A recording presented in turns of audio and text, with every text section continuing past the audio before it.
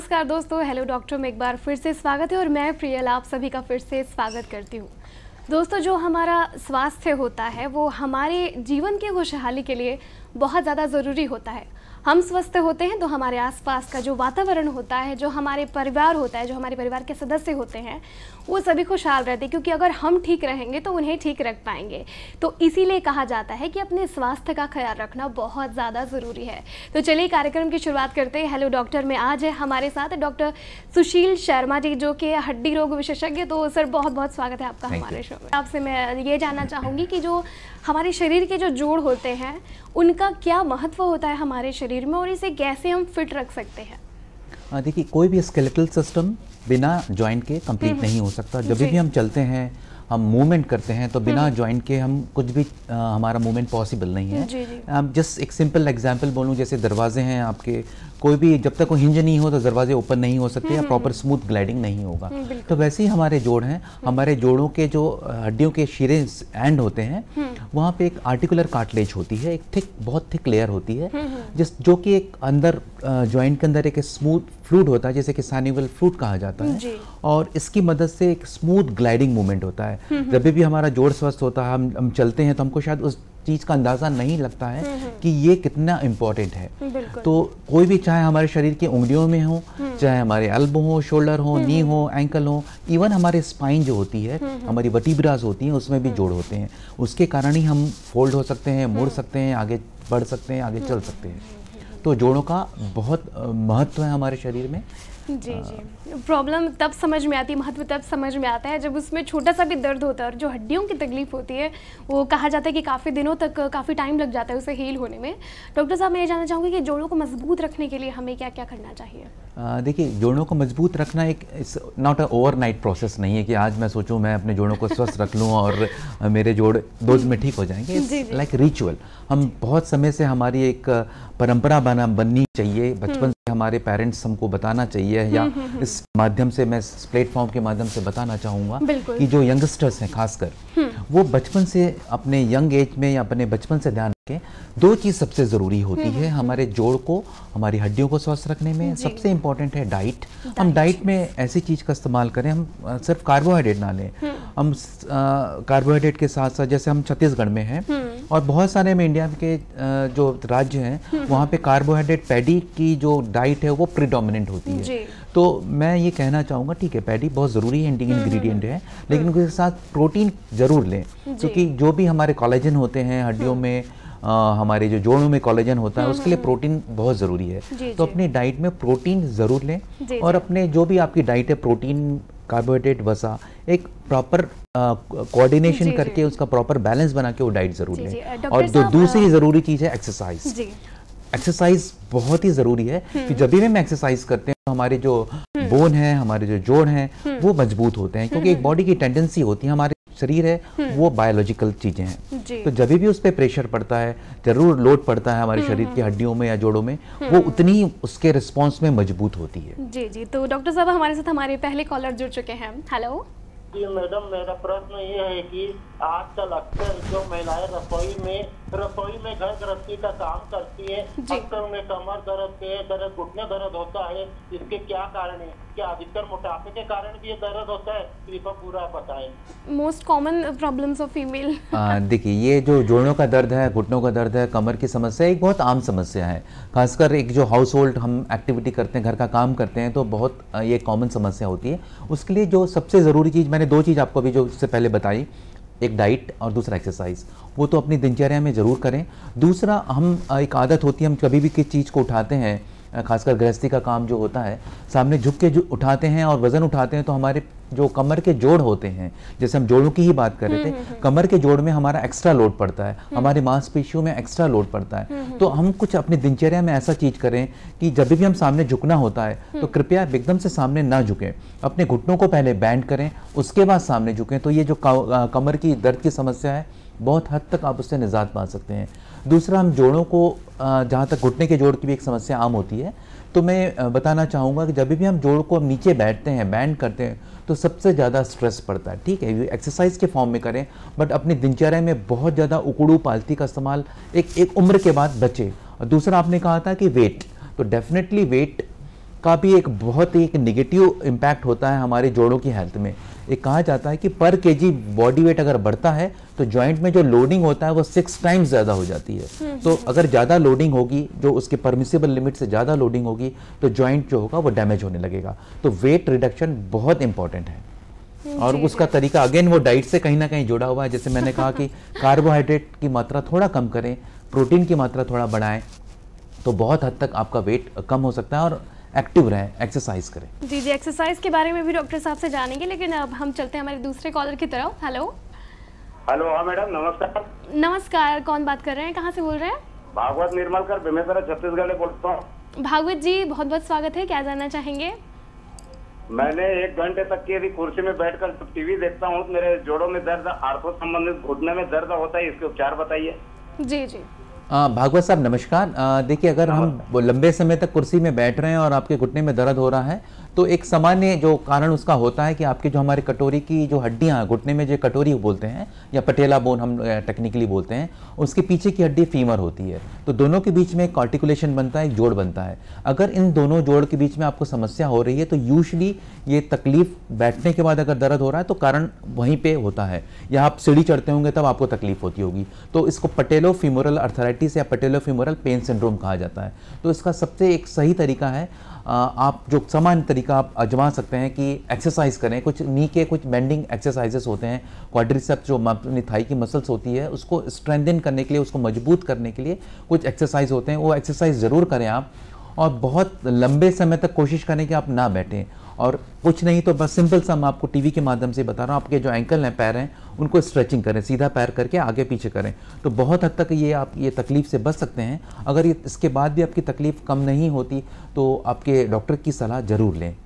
जी जी, doctor साहब mostly ये problem होती है कि अगर आप बहुत देर तक बैठें तो घुटनों में दर्द हो ही जाता है, तो क्या ये सामान्य है या फिर किसी बीमारी की ओर इशारा करता है? नहीं, डेफिनेटली ये सामान्य नहीं कहूँगा, क्योंकि एक सामान्य व्यक्ति अगर हम बैठे हैं 2 घंटे आप बैठे, मैं बैठूँ, तो शायद हमको ये दर्द नहीं होता है। परंतु अगर किसी व्यक्ति जिसको कि घुटने में तकलीफ है, उसके पटेलोफीमोरल जॉइंट या कटोरी की हड्डी और उसके पीछे के आर्टिकुलेशन में कुछ प्रॉब्लम है, तो अगर वो 1 घंटा बैठ जाता है, आधा घंटा बैठ जाता है या सीढ़ी चलता है, तो उसमें जोड़ों में घर्षण ज्यादा होता है। तो जैसे सबसे पहले आपने पूछा था जोड़ों का महत्व, तो जरा से भी एबनॉर्मलिटी हो, चाहे मसल इम्बैलेंसिंग हो या उसके जो लेयर है, मैंने आर्टिकुलर कार्टिलेज की बात की थी, अगर उसमें कहीं घिसावट चालू हो जाए तो ये बैठने के बाद ये दर्द की समस्या हो सकती है। जी जी, डॉक्टर साहब ऑर्थराइटिस के बारे में बात करेंगे, लेकिन पहले हमारे साथ एक कॉलर जुड़ चुके हैं, इनसे बात करते हैं। हेलो, निर्मला के बोल रही हूँ मैडम जी, दमोह बालाघाट से। निर्मला जी स्वागत है, क्या जानना चाहेंगी? में दर्द है, कमर में दर्द है। निर्मला जी नमस्कार, मैं आपकी उम्र जान सकता हूँ? जी 53 वर्ष उम्र है मैडम जी। आपकी अगर उम्र 53 वर्ष है और घुटने में कमर में दर्द हो रहा है तो एक सामान्य एज रिलेटेड प्रॉब्लम में कोरिलेट कर सकता हूं, लेकिन आपकी शायद दिनचर्या उतनी अच्छी नहीं होगी जो हमको अपने जोड़ और अपने कमर को स्वस्थ रखने के लिए ज़रूरी है। जिससे पहले जो कॉलर जुड़े थे मैंने सलाह दी थी कि आप जो भी घर का काम करते हैं कृपया सामने एकदम से ना झुकें। जब भी सामने बैंड होते हैं, झुकने की ज़रूरत होती है, आप पहले घुटनों को बोड़ें, उसके बाद सामने झुकें। ये एक सामान्य हमारे जोड़ों में ज़्यादा दर्द होता है। जी, हमारे एक भारतीय परिवेश में हर किसी को घर का काम करना होता है, झुक के हम पोछा लगाते हैं, झुक के बर्तन साफ करते हैं, कपड़े धोते हैं। तो कृपया अगर इस प्रकार के कार्य की आवश्यकता होती है, आप नीचे कुछ चौकी में या ऊंची जगह में बैठ के काम कर लें या घुटनों को बैंड करके काम करें, लेकिन सडनली सामने बैंड ना करें। एक दूसरा, अगर आपका वजन ज़्यादा है तो कोशिश ये करें कि वजन आप कम करें। तीसरा, कुछ घुटनों के व्यायाम होते हैं जो बहुत ही सामान्य व्यायाम है, जो कि जैसे मैंने अभी कहा कि पंजे को चलाना, घुटने को सीधा करना, मोड़ना, बेंडिंग एक्सरसाइजेस, ये कुछ व्यायाम करेंगे तो बहुत हद तक आप ये सामान्य तकलीफ है अगर आपको तो उससे छुटकारा, निजात मिल सकता है आपको। जी जी, अगर सही तरीका अपनाया जाए तो बिल्कुल बहुत छोटी सी, अगर आपको जैसे कुर्सी में भी बैठना है, कोशिश ये करें कि हम कुर्सी में सीधा इरेक्ट होकर तन के बैठे हैं, सामने झुक कर ना बैठे, तो हमारी जो मांसपेशियां हैं वो हमेशा कार्य करती रहेंगी, इरेक्ट रहेंगी, और हमको जो कमर की तकलीफ होती है, जो साधारण दर्द होता है, ऑफिस वर्क जो लंबे समय तक करते हैं, वो उनसे भी मेरी हमेशा ये सलाह रहती है कि आप इरेक्ट होके बैठें, सामने झुक कर ना बैठें। अगर आप इरेक्ट बैठेंगे तो आपका जो बोन है, आपकी जो मसल्स हैं वो प्रॉपर फंक्शन करेंगी, तो आपको जो छोटा जो दर्द होती है, आम समस्या है, शायद वो ना हो। जी जी डॉक्टर साहब, आर्थराइटिस क्या होती है और ये किस किस प्रकार की होती है, कितने टाइप की होती है, मैं जानना चाहूँगी। जी, आर्थराइटिस का एक मैं उसको अगर प्रॉपर शब्दों का विच्छेद करके बदलूँ तो आर्थराइटिस का मतलब होता है जोड़ों की तकलीफ, जोड़ों का इन्फ्लामेशन। तो आर्थराइटिस जो कॉमन बहुत ही सामान्य प्रकार की आर्थराइटिस होती है उसे हम ऑस्टियो आर्थराइटिस कहते हैं। ऑस्टियो आर्थराइटिस जो है एक उम्र दराज बीमारी है, एक पर्टिकुलर उम्र के बाद, महिलाओं में 50-55 साल के बाद या पुरुषों में 60 साल के बाद ये समस्या होती है। जी जी। महिलाओं में ये समस्या इसलिए ज़्यादा होती है क्योंकि अर्ली एज में होती है, क्योंकि मेनोपॉज के बाद, रजोनिवृत्ति के बाद उनकी बोन थोड़ी कमज़ोर हो जाती है। तो महिलाओं में ये समस्या कुछ अर्ली होती है और ज़्यादा मात्रा में, ज़्यादा महिलाओं में प्रिवेलेंस इसका ज़्यादा है। और जो ऑस्टियोआर्थराइटिस के अलावा बहुत सारी प्रकार की आर्थराइटिस होती हैं, लगभग 100 प्रकार की अन्य आर्थराइटिस होती हैं, जिसमें जो सामान्य हम हैं वो रोमेटॉइड आर्थराइटिस कहती है, जैसे कि हम साधारण भाषा में गठियावाद बोलते हैं। तो गठियावाद और ऑस्टियोआर्थराइटिस दो एक अलग अलग प्रकार हैं। कई बार कुछ लोगों में डिफरेंशिएट नहीं कर पाते तो शायद ट्रीटमेंट में भी प्रॉब्लम होता है। जो रूमेटॉइड आर्थराइटिस होती है वो एक पैथोलॉजिकल कंडीशन है, सामान्य कंडीशन नहीं है, जबकि ऑस्टियोआर्थराइटिस जो है वो एक सामान्य उम्र से रिलेटेड प्रॉब्लम है। जैसे कि हमको मोतियाबिंद होता है उम्र के साथ, तो वैसे ही ऑस्टियोआर्थराइटिस होता है। जी जी। और डॉक्टर साहब, महिलाओं में अक्सर देखा गया है कि कमर दर्द की परेशानी उन्हें बहुत ज़्यादा रहती, तो क्या विशेष कारण है? और सर इसका जवाब जानेंगे, लेकिन पहले हम बातें करेंगे अपने कॉलर से। हेलो जी, नमस्कार मैम। नमस्कार, कौन बोल रहे हैं, कहाँ से बात कर रहे हैं? मैं गोविंद मानेश्वर, कन्या दमोह जिला बालाघाट से बोल रहा हूँ मैं। जी जी जी गोविंद जी, स्वागत है। क्या जानना चाहेंगे? हमको ये जानकारी कि जैसे ठंड के मौसम में जो बुजुर्ग होते हैं उनको जोड़ों में दर्द, घुटनों में दर्द होता है, इसी क्या करा हो सकता है? ठंड का मौसम। जी, ठंड के मौसम में जोड़ों की दर्द की समस्या एक बहुत ही आम समस्या होती है। तो एक बहुत सिंपल सा रीज़न इसका मैं एक्सप्लेन करूँ तो बेसिकली क्या होता है, जब भी ठंड होती है तो हमारी जो खून की वेसल्स होती हैं, रक्त वाहिनियां होती हैं, वो थोड़ी सिकुड़ जाती हैं। ठंड के कारण उनका एक टेंडेंसी है, एक बायोलॉजिकल नेचर है।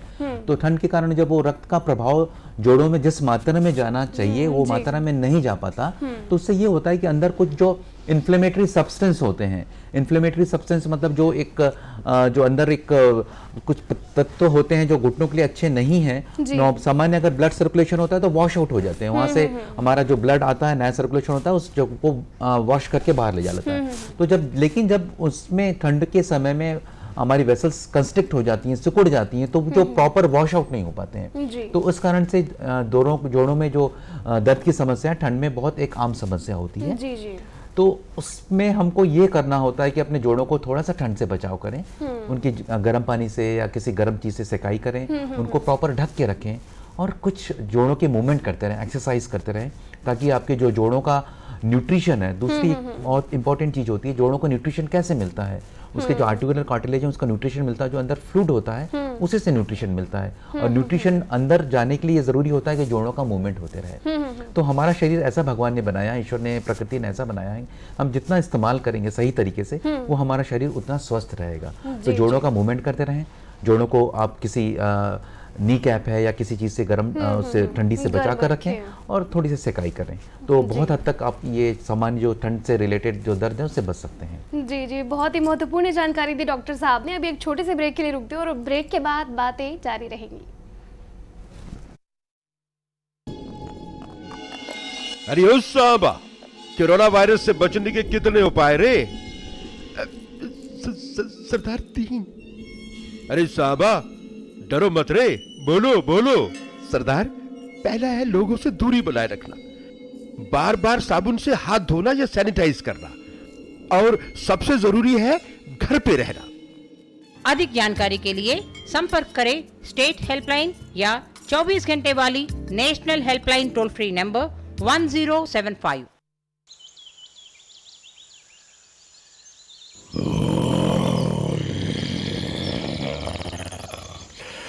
लापरवाही से बाहर मत फिरो, शेर हो या हीरो हो, सवाल खतरों से खेलने का नहीं, जिंदगी का है, या तो खुद का या अपनों का। कोरोना के आगे बलवान भी नहीं टिक पाएगा, पर बचने के उपाय है समझदारी से घर में रहना, बार बार हाथ साबुन से धोना या सैनिटाइज करना।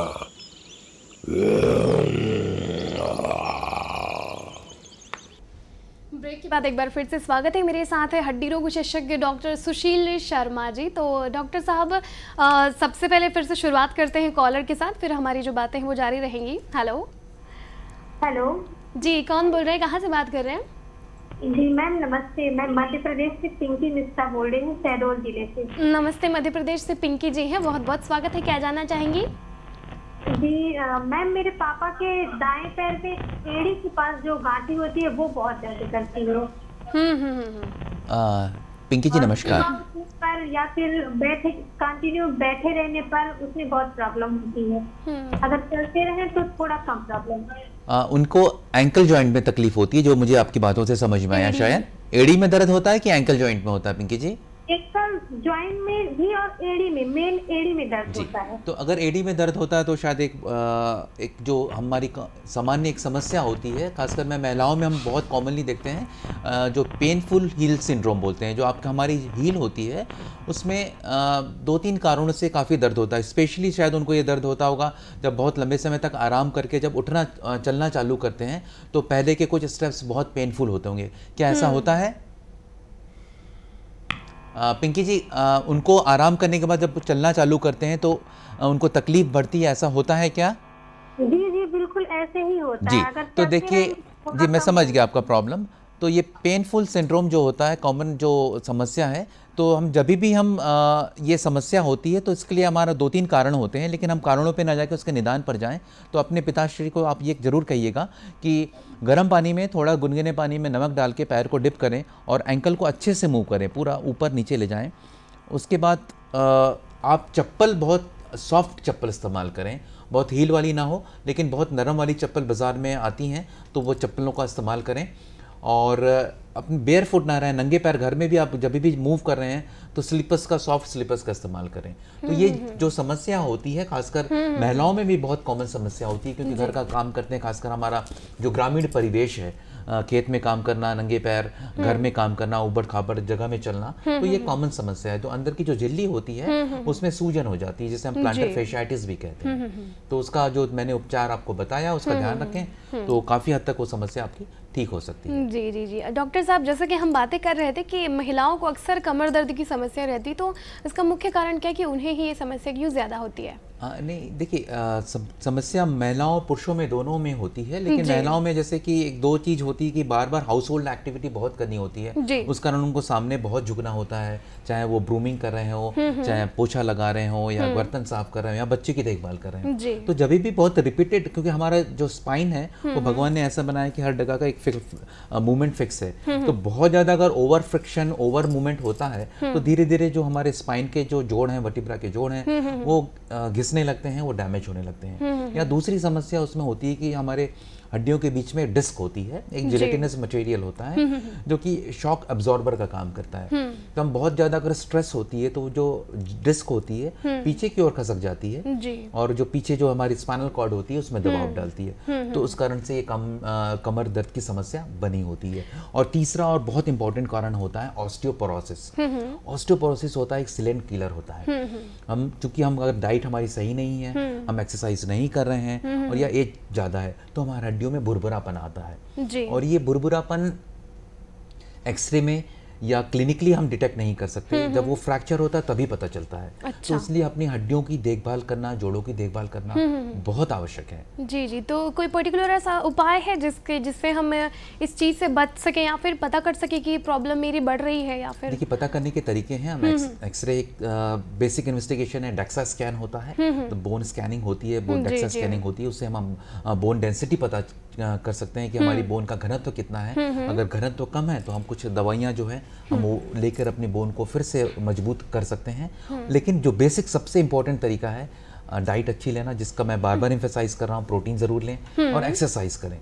कुछ छोटे मोटे एक्सरसाइज, कुछ नहीं तो आप वॉक कर सकते हैं। हर व्यक्ति वॉक जो है बहुत इजीली जो करने वाली चीज़ है, बहुत आसानी से कर सकते हैं। हम वॉक करें, थोड़ा सा जंप करने, अपने बॉडी वेट एक्सरसाइज करें। वॉकिंग सबसे इजी और सबसे इजीएस्ट वे है। हम कुछ नहीं तो जंप कर लें अपनी जगह पे। हम जितना जंप करेंगे हमारी हड्डी उतनी मजबूत होगी। जी जी। डॉक्टर साहब, हमारे साथ एक कॉलर जुड़ चुके हैं। Hello hello. हाँ जी, कौन बोल रहे हैं, कहाँ से बात कर रहे हैं? हाय मैम, मैं इंदौर से बोल रही हूँ, वर्षा। नमस्कार। इंदौर से वर्षा जी, बहुत बहुत स्वागत है। क्या जानना चाहेंगी? मैम पहले ये घुटनों में दर्द था मेरा, घुटनों सब एड़ी में बहुत ज्यादा तकलीफ है, मतलब चलने फिरने में बहुत ज्यादा आ जाती है घुटनों और एड़ियों में इनके। वर्षा जी, मैं आपकी उम्र जान सकता हूँ? सर 38। जी, आपकी उम्र तो बहुत ज़्यादा नहीं है। घुटने की समस्या अगर एड़ी की समस्या हो रही है तो बहुत जो मैं एज से अगर कोरिलेट करूं समस्या को तो शायद ओवर स्ट्रेसिंग के कारण हो रही है। एड़ी की समस्या के बारे में मैंने अभी जस्ट इससे पहले आपको बहुत डिटेल में बताया था। कमर के बारे में मैं फिर से एम्फेसाइज करना चाहूँगा, आप जब भी घर का काम करती हैं अगर वज़न आपका ज़्यादा है तो कृपया करके वज़न कम करें अपना, उस पर प्रयत्न करें। सामने झुकें, कोशिश करें कि सामने ना झुकना पड़े आपको। जब भी झुकें घुटना मोड़ के झुकें, और कुछ कमर के बैक एक्सटेंशन एक्सरसाइजेस होते हैं, आप अपनी डॉक्टर या फिजियोथेरेपिस्ट की सलाह से वो एक्सरसाइज जो आपके लिए सूटेबल होगा वो आपको बता देंगे, वो करिए। और कुछ जो दवाइयों की आवश्यकता है तो अगर लगती है इसके बाद भी तो आपके ऑर्थोपेडिक सर्जन की सलाह ज़रूर ले लें आप। जी जी डॉक्टर साहब, जो प्रत्यारोपण होता है, घुटना प्रत्यारोपण, मैं इस बारे में जानना चाहूँगी। मोस्टली लोग घबराते हैं इससे कि इससे ये हो जाता है वो हो जाता है, तो कुछ भ्रांतियाँ भी होती है इस बारे में मोस्टली। हाँ जी, देखिए जोड़ प्रत्यारोपण जो है हमारा जो अर्थराइटिस की हम समझ बात कर रहे हैं, अर्थराइटिस अगर एंड स्टेज अर्थराइटिस है, पहले तो मेरे पास मरीज आता है, मैं बेसिकली जॉइंट रिप्लेसमेंट सर्जन हूँ, तो हमारे पास मरीज आते हैं अगर जोड़ उनके बहुत ज़्यादा नहीं घिसे हैं, अर्ली स्टेज है, तो हम एक्सरसाइज की सलाह देते हैं। कुछ सामान्य जो दवाइयाँ हैं non steroidal anti inflammatory drugs जिसे कहते हैं, हम उसे वो देते हैं, और बहुत हद तक मरीज अगर अर्ली स्टेज में है तो वो ठीक हो जाता है। कुछ इंजेक्शंस भी आते हैं जिनका हम उपयोग करते हैं कि जोड़ों के जो डैमेज हो रहा है वो ठीक हो जाए। लेकिन जब मरीज एंड स्टेज अर्थराइटिस में पहुंचता है, एंड स्टेज अर्थराइटिस का मतलब होता है कि जोड़ के सारे कंपार्टमेंट उसके घिस चुके हैं जी। तो ऐसी स्थिति में उनके जोड़ मुड़ अगर विकृतियां आ जाएं बाहर की ओर या अंदर की ओर पैर मुड़ जाएं तो हम उनको जॉइंट रिप्लेसमेंट की सलाह देते हैं जी जी। और ये जॉइंट रिप्लेसमेंट है सबसे सक्सेसफुल सर्जरी में ऑर्थोपेडिक की मानी जाती है। हाँ, मैं मरीज को ऑपरेट करके अगर मॉर्निंग में सर्जरी करता हूँ तो सेम डे इवनिंग में मरीज को चलना चालू करा देते हैं। अच्छा, वो भी पेन फ्री, तो मरीज अपनी दिनचर्या में वापस आ सकता है। वो यंग पेशेंट है, मैंने यंगेस्ट जो मेरा पेशेंट है तो 22 साल का पेशेंट है जिसमें मैंने सर्जरी करके रिप्लेसमेंट किया है। ओल्डेस्ट मेरा पेशेंट है 92 इयर्स के जिनको मैंने जॉइंट रिप्लेसमेंट किया हुआ है। तो एज का कोई वो नहीं रहता कि किस एज में होना है, डिपेंड करता है कि जोड़ कितने डैमेज हुए हैं। अगर उसको आवश्यकता है तो उस समय ही उसका उपचार करना तो है। क्या ये अगर छोटी उम्र है किसी की उसे भी हो सकता है? बिल्कुल, अर्थराइटिस की समस्या अगर है किसी पैथोलॉजिकल कारण से, जैसे कि मैंने रूमेटॉइड अर्थराइटिस कहा था, वैसे ही हमारे छत्तीसगढ़ में या सेंट्रल इंडिया में एक समस्या होती है सिकल सेल एनीमिया। तो सिकल सेल एनीमिया के चलते उनके मरीज के जोड़ डैमेज हो जाते हैं, एवेस्कुलर नेक्रोसिस होती है और जोड़ उनके डैमेज हो जाते हैं। स्पेशली हिप जॉइंट में अफेक्शन ज़्यादा होता है, तो हमको हिप जॉइंट रिप्लेसमेंट की आवश्यकता होती है। जी जी, हमारे साथ एक कॉलर जुड़ चुके हैं डॉक्टर साहब। हेलो हेलो हेलो जी, कौन बोल रहे हैं, कहाँ से बात कर रहे हैं? जी मैम, मैं छत्तीसगढ़ से जांजगीर चांपा जिले से बोल रहा हूँ। जी जी, आपका नाम जानना चाहेंगे? सुभाष खुटे। सुभाष जी, बहुत बहुत स्वागत है, क्या पूछना चाहेंगे? मैम मेरे जो ना कमर में है वो बहुत दर्द रहता है। कमर में दर्द। सुभाष जी, आपकी उम्र कितनी है? सर 70। नहीं 17 साल। आप तो बहुत यंग हैं, आप तो बच्चे हैं अभी सुभाष जी। और इस उम्र में अगर आपको कमर में दर्द हो रहा है तो डेफिनेटली आपने शायद ओवरडू किया होगा, कुछ एक्सरसाइज जो आपको नहीं करना चाहिए वो आपने एक्सरसाइज किया होगा, या आप सामने बहुत ज़्यादा बैंड होते होंगे, इस कारण से हो सकता है। जो कॉमन मैं कारण आपको कह रहा हूँ आपको जो कमर का दर्द होता है, क्या आपके पैरों में भी आता है वो दर्द? नहीं, पैरों में तो नहीं आता। ठीक है, तो अगर आपको पैरों में नहीं आ रहा तो एक अच्छी बात है आपके लिए, क्योंकि आपकी नसों में दबाव नहीं हो रहा, ये इनडायरेक्ट इंडिकेटर है। तो आप अगर सिर्फ कमर में दर्द आपके सीमित है तो आप कुछ एक्सरसाइज कीजिए, बैक एक्सटेंशन एक्सरसाइज कीजिए, सामने झुकना। जी, गए थे तो किडनी में सूजन भी बता रहे थे राइट साइड का। अच्छा, तो सर देखिए, अगर कुछ कॉम्प्लेक्स सिचुएशन है, सिर्फ लोकलाइज आपके बैक का प्रॉब्लम नहीं है, किडनी में भी सूजन है, तो मैं ये सलाह दूंगा कि आप अपने डॉक्टर की सलाह ज़रूर लें, क्योंकि हो सकता है कई बार विटामिन डी की कमी, कैल्शियम की कमी होने के कारण किडनी से रिलेटेड होता है। तो आप अपने डॉक्टर की सलाह लेके फिर आगे बढ़ें तो आपके लिए बेहतर होगा। जी जी, क्योंकि कई बार होता है हम समस्या पकड़ नहीं पाते और खुद ही इलाज करना शुरू कर देते हैं। इससे प्रॉब्लम भी बढ़ सकती है। बिल्कुल बिल्कुल। डॉक्टर साहब, हड्डियों की उचित देखभाल के लिए मैं जानना चाहूँगी कि इजी व्यायाम जो हम कैरी कर सकते हैं रेगुलरली, वो क्या क्या हो सकते हैं? देखिए सबसे जो इम्पोर्टेंट चीज़, जैसे हमने कहा था, एक्सरसाइज है, शरीर अपने बॉडी को हेल्दी रखने के लिए, माइंड को हेल्दी रखने के लिए, हार्ट को हेल्दी रखने के लिए और जोड़ और हड्डियों को हेल्दी रखने के लिए एक सबसे सरल उपाय है एक्सरसाइज करना। इसके अलावा हम जब एक्सरसाइज करते हैं उसके बहुत सारे फायदे हैं। हम छोटा, अगर हमको कहीं माइनर इलनेस होता है, कुछ पेन होता है, जब भी हम एक्सरसाइज करते हैं तो एक शरीर का एक हार्मोन सिक्रीट होता है जिसको एंडोर्फिन्स कहते हैं। वो एंडोर्फिन्स होता है, वो नेचुरल पेन किलर है। तो आप अगर एक्सरसाइज, कोई दर्शक या आप करते होंगे तो आप महसूस करेंगे, अगर आपको कुछ छोटा दर्द है, आप एक्सरसाइज करने के बाद आप तरोताजा महसूस करते हैं, आपका जो पेन, माइनर पेन है, वो भी गायब हो जाता है। तो एक्सरसाइज बहुत सारे तरीके हैं, लेकिन सबसे सरल उपाय जो हम कर सकते हैं वो वॉक करें, जॉग करें, जंप करें। तो ये एक साधारण, जो बहुत साधारण और बहुत ही कारगर तरीका है एक्सरसाइज करने का। जी जी डॉक्टर साहब, जैसे अभी कोविड का टाइम भी है तो हमें इम्यूनिटी की बहुत सख्त ज़रूरत है अभी, तो कैसे से इंक्रीज कर सकते हैं हम? देखिए, इम्यूनिटी एक बहुत ही एक कोविड के समय, चूँकि ये बहुत ही आगे आया है ये शब्द इम्यूनिटी या रोग प्रतिरोधक क्षमता, लेकिन सिर्फ कोविड के लिए ही इम्पोर्टेंट नहीं है। कोई भी बीमारियों से लड़ने के लिए हमारी रोग प्रतिरोधक क्षमता बहुत आवश्यक है। और रोग प्रतिरोधक क्षमता, हमारे शरीर में बहुत सारी सेल्स होती हैं, टी सेल्स होती हैं, बी सेल्स होती हैं, जो कि ऐसे एलिमेंट्स पैदा करती हैं, एंटीबॉडीज पैदा करती हैं, जो भी घातक हमारे जो जीवाणु आते हैं उनको किल करती है। It's like defence mechanism of our body. हमारे शरीर का पुलिस है वो, आर्मी है वो। तो उसको, आर्मी को हमको सही रखने के बहुत सारे उपाय हैं। उसमें जो सबसे सरल उपाय है डाइट, क्योंकि जो इम्यूनिटी है, इम्यूनोग्लोबिन्स बनती हैं, इम्यूनिटी से इम्यूनोग्लोबिन, वो प्रोटीन से बनती है। Protein, yes. तो प्रोटीन सबसे की वर्ड होता है। तो हम शरीर में जो भी हम अपने भोजन में बैलेंस डाइट लें, प्रोटीन का इस्तेमाल जरूर करें। दूसरी ज़रूरी चीज़ है वाइटामिन। कुछ जो वाइटामिन सी है, वाइटामिन डी है, उनका जरूर सेवन करें। विटामिन सी जो साधारण हम नींबू है, आंवला है, ऑरेंजेस हैं, जो साइट्रस फ्रूट हैं, उसमें प्रचुर मात्रा में होता है, नींबू वगैरह वगैरह। डेफिनेटली। वाइटामिन डी जो है पोल्ट्री डाइटरी प्रोडक्ट्स में होता है, मतलब आप मुर्गी है या फिर आपके जो चीज़ हैं उसमें रहता है। शरीर, जब हम बाहर सन एक्सपोज होता है हमारी स्किन, तो हमारे शरीर में विटामिन डी सिंथेसाइज होता है। लेकिन फिर भी किसी कारण से हमारे इंडियन सोसाइटी में विटामिन डी की जो डेफिशिएंसी बहुत कॉमन है। तो हम अपने डॉक्टर की सलाह लेके विटामिन डी का सप्लीमेंट ज़रूर से ले लेना चाहिए। जी जी।